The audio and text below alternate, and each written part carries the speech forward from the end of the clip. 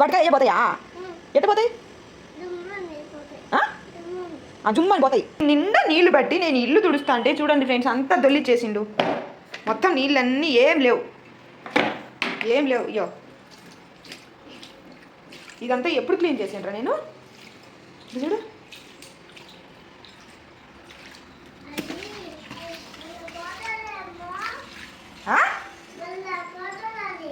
ఎప్పుడు పోతుంది? ఎందుకు తెలిసిన నీళ్ళు? వాటికా ఏ పోతాయా? ఎట్టు పోతాయి? జుమ్ము అని పోతాయి. నిన్ను కొడితే నేను గుబ్బు గుయ్యి అంటది. అసలు ఎందుకు తెలిసినవురా?